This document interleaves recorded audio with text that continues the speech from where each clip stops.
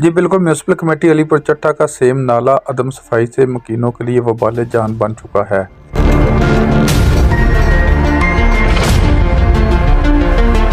Same नाला government girls degree college, girls hostel और महकमा ज़राअत के सामने से होता हुआ शहर के वसत से गुजरता है।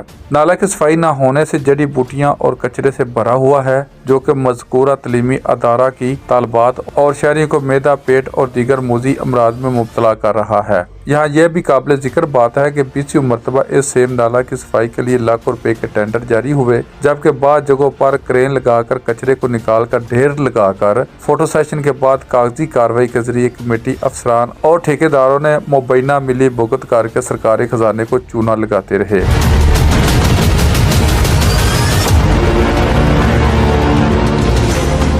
नक्स हिकमत अमली और करप्शनस्तानी की वजह से दरीना मसले का कोई मुस्तकिल हल न हो सका। यहाँ यह भी बताना जरूरी समझता हूँ, निगरान वज़ीर-ए-आला पंजाब मोहसिन नकवी के विजन के मुताबिक अब चमकेंगे गाँव, अब चमकेगा पंजाब की आड़ में म्यूनिसिपल कमेटी में 1 दर्जन से ज्यादा मुसलमान सेंट्री वर्कर्स भी भर्ती किए गए।